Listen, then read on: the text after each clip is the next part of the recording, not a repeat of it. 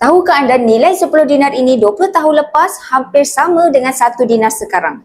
20 tahun lalu 10 dinar ini hanya berharga sekitar 1,400. Tetapi kenapa 20 tahun lalu tidak ramai yang memilih untuk menyimpan dengan emas? Sebab pada waktu itu ramai yang memilih untuk menyimpan dalam ASB. Disebabkan dividen yang sangat bagus, sekitar 10%.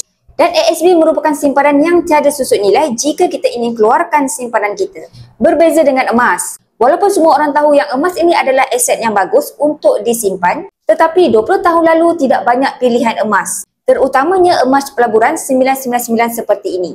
Spread value yang agak tinggi menyebabkan ramai yang kurang berminat untuk menyimpan emas. Tetapi sekarang dengan Public Gold, yang kepakarannya adalah untuk emas pelaburan membantu kita mempelbagaikan platform simpanan. Kaedah yang mudah beli dan mudah jual serta kadar spread yang jauh lebih rendah berbanding syarikat emas yang lain memberi peluang kepada kita untuk menyimpan dan memaksimumkan keuntungan dalam simpanan emas. Sebelum anda mula menyimpan emas, pastikan anda buat dua perkara ini. Pertama, belajar ilmu asas emas. Anda boleh buat bacaan ringkas dari buku wang emas. Yang kedua, kenal pasti brand emas yang anda beli. Pastikan harganya murah dari pasaran dan syarikat mampu membeli balik emas anda tanpa syarat dan spread yang rendah.